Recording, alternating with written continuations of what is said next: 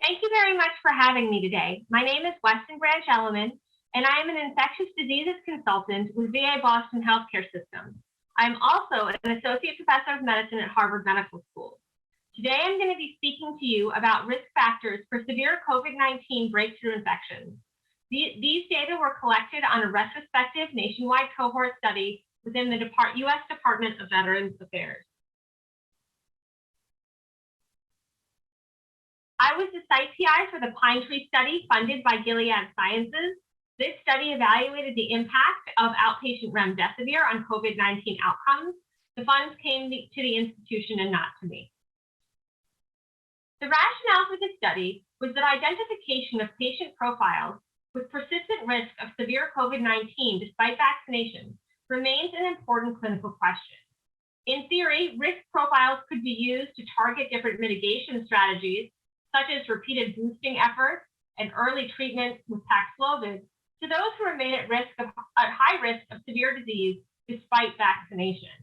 And identification of risk factors is the first step towards developing decision support tools that can be used to help inform clinical practice, whether by contacting patients who are at high risk and suggesting additional doses of vaccine, or through targeted outreach efforts in the event of a positive test. In order to conduct this study, we created a nationwide retrospective cohort of all veterans who received the primary COVID-19 vaccination series and who subsequently developed microbiologically confirmed SARS-CoV-2 infection.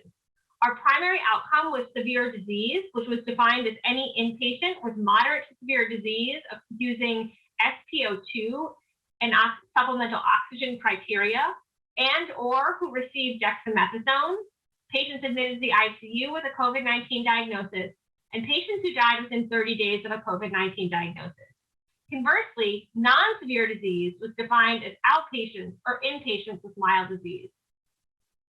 Exposure variables considered as possible risk factors in the model included demographic variables such as age, sex, and race, comorbidity data, which were defined using the Chronic Comorbidity Index, administration of immunocompromising medications, such as receipt of glucocorticoids, receipt of leukocyte inhibiting medications and chemotherapy, as well as vaccine-related variables such as type of vaccine and timing of vaccination. The study was conducted during the period from December 15th, 2020 to February 28th of 2022, and data were analyzed using logistic regression. Just to comment on why we decided to define our variables in the way we did, we had previously evaluated metrics for hospitalization severity, and we looked at some of the NIH criteria, which include SpO2 less than 94%, for classifying hospitalization severity. And we found that patients who were vaccinated had lower rates of hospitalizations for COVID-19 than patients who were unvaccinated. And we believe this is due to screening practices widely in place within the U.S. healthcare system and within the VA in particular. And so we wanted to ensure that when we were evaluating for severe disease, we were capturing true cases as opposed to incidentally found cases. This is a map of our cohort. We identified approximately 4 million fully vaccinated U.S. veterans. And among those 4 million vaccinated individuals, we identified approximately 111,000 breakthrough infections. And of those breakthrough infections, approximately 110,000 had severity data available. And the cohort was broken down into both immunocompromised and non-immunocompromised patients. So we had approximately 14,000 patients with an immunocompromising condition and approximately 97,000 patients without an immunocompromising condition. We had patients who were infected during the Delta period and during the Omicron period, and a good distribution of patients under 50 and over 50. If you look at the bottom column, we include not only hospitalization severity, but also deaths. And I just want to draw your attention to the very low number of deaths in patients under the age of 50, as well as the low number of deaths in the patients under age 65, including those who are not boosted. And that does limit our ability to assess some of these outcomes in those populations in particular. What we found during our analysis was that the strongest association with severe disease after vaccination remains age. The association between disease severity and age was described early in the pandemic, and it continues even in the era of widespread vaccination and boosting. And in particular, what we found was that for each 5-year increase in age over age 50, we found an adjusted odds ratio of 1.42 for risk of severe disease. And to put a number on this, comparing our reference group, which is patients aged 45 to 50, to patients over 80, we found patients over 80 had an adjusted odds ratio of 16 relative to patients aged 45 to 50. And on the next slide, I will show the linear increase that occurs with age. And I think it is really dramatic and one of the most important things we need to remember when considering risk. We also found that immunocompromising conditions were associated with increased risk of severe disease. And immunosuppressive medications generally had odds ratios that were equivalent to a 5 to 10 year increase in age. So most of those fell into the range of about 1.7 to a 2.8 increased odds of severe disease. Cytotoxic chemotherapy also was similarly associated with risk of severe disease with an adjusted odds ratio of 2.7.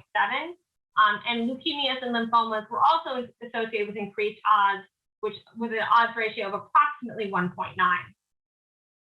We found that chronic conditions associated with end organ disease, such as heart failure, dementia, and chronic kidney disease, were also associated with increased risk of severe disease. Again, similar to the increased risk associated with a difference in age of 5 to 10 years.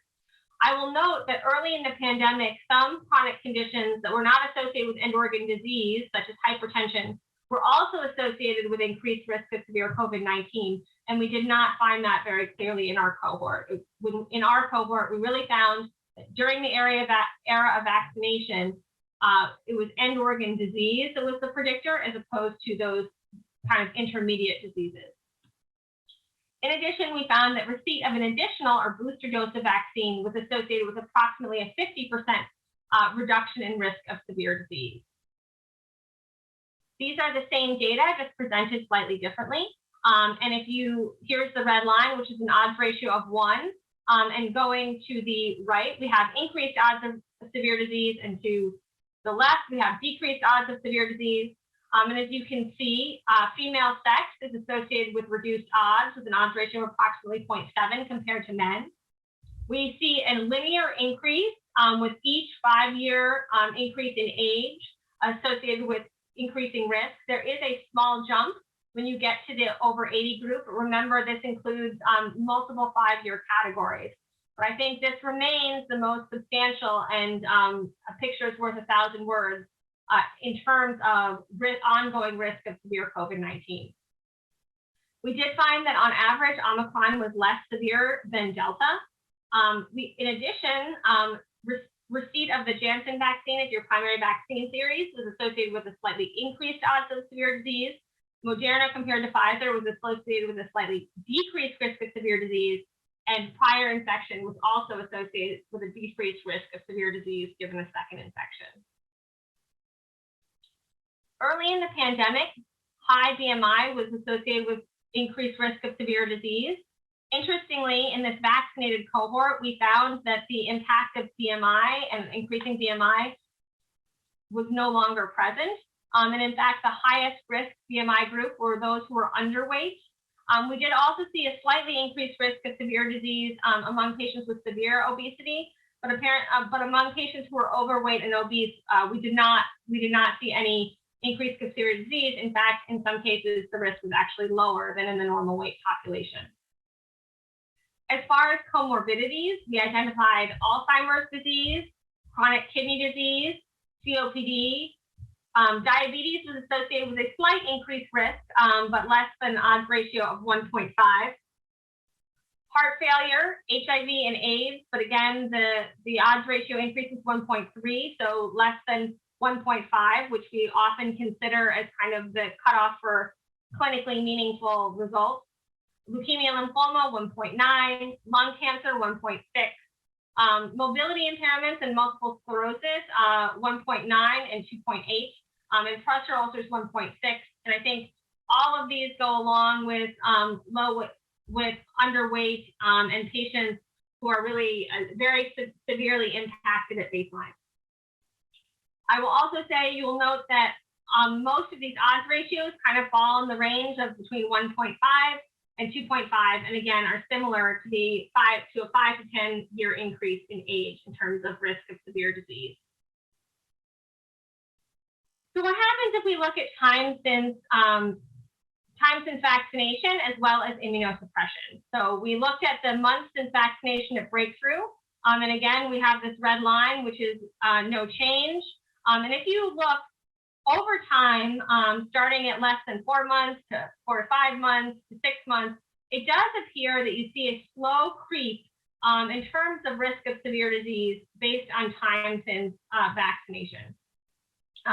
If you look at boosting, you see immediately you see an impact, no impact in the first month, or less of an impact in the first month. This is probably due to the delay in the fact it takes a couple of weeks before the booster vaccine provides substantial protection, followed by a substantial reduction, and again, an apparent slow walk back to no benefit. And I'm going to come back to this because I think this is an important story as it relates to policy and vaccine availability. In evaluating immunosuppressive medications after vaccination, we find that the risk is approximately 2 to 3-fold, depending on the specifics of the medication you're evaluating. Interestingly, we did find that the risk is higher if you receive immunosuppressive medications after vaccination. So if you get vaccinated and then receive glucocorticoids, your risk was higher than if you were on glucocorticoids and then got vaccinated. And so I think many of us have felt that the risk factor for not responding to vaccines was being immunosuppressive at the time of vaccination. We actually found that immunosuppression at the time of exposure and infection was associated with a higher risk of severe disease. So it's important when interpreting data about vaccine availability and waning protection over time to consider when vaccines and boosters were available. So just as a reminder, in the United States, the first doses became available to high-risk patients in December of 2020. And during this time period, we generally targeted people who are considered to be at very extreme risk based on their age, their status, living in a nursing home, or healthcare workers. And then slowly over the next several months, vaccines became available to a wider segment of the population, and ultimately were available to all adults in approximately April of 2021 throughout the US. Boosters became available to high-risk patients in August of 2021, and these were really targeted initially towards patients with immunocompromising conditions. In September of 2021, boosters became available to healthcare workers, and in November of 2021, boosters became available to all adults. So keeping these milestones in mind, we reconsidered our analysis of vaccination, thinking about time since eligibility as well as whether or not the person ultimately received a booster dose. And so we looked at immunocompromised patients of all ages, all patients aged less than 50, and then among unboosted patients only, non-immunocompromised patients over 65, and non-immunocompromised patients under 65. And when we begin to match on immunocompromised status and age, the impact of apparent waning against protection against severe disease is no longer present. So as you see, looking at immunocompromised patients between 4 and 5, 5 and 6, 6 to 7, all the way out to 12 months, you maybe see a little bit of waning protection against severe disease, but very minor, and it's not apparent for quite some time. And similarly, you do not see significant waning against protection among all patients under 50 until you get out to 11 to 12 months. And again, the patients who are under 50 who are getting vaccinated 11 to 12 months ago were different than the patients who are vaccinated more recently. Because in order for a 50-year-old to have been vaccinated that long ago, they had to have substantial underlying conditions like being a transplant patient or underlying cancer in order to fall into that category. Similarly, when we take away the impact of boosting, we see very little evidence of waning of protection against severe disease in patients over and under 65. And None of this is to say that there isn't a benefit of boosting. In fact, we do see a benefit of boosting, and boosting reduces your risk of severe disease by approximately 50%. But reassuringly, we do not see substantial waning against protection. So the protection that you get does seem to be quite durable, and getting a booster provides additional protection on top of what you got from the primary vaccine series. Future directions of this research: we plan to use these findings to develop a machine learning model to develop patient and provider-focused web-based application that can be used to provide an individualized risk assessment. We plan to also include the impacts of interventions such as receipt of Paxlovid on likely outcomes, which will be severe COVID-19. And we plan to automate data and to continue to update this data as we learn more and as new variants arise to adjust the models based on changes in risks as well as changes in risk profiles in order to really provide patients and providers with up-to-date information about their personal risk and what can be done about it. And so I would suggest to you that this will be a realization of a real-time learning healthcare system where we use observational data to develop tools and then reevaluate based on new data and then update our tools and then again reassess and continue this cycle of continuous quality improvement and process improvement to improve bedside clinical care and management.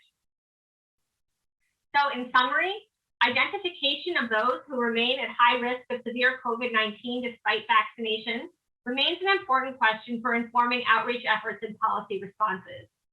Age remains the primary risk factor for severe disease, even in the era of widespread availability of vaccination. Receipt of immunocompromising medications are also associated with increased risk of a magnitude similar to a 5 to 10 year increase in age. Appropriate adjustments for indication for early vaccination are important when evaluating waning immunity against severe disease.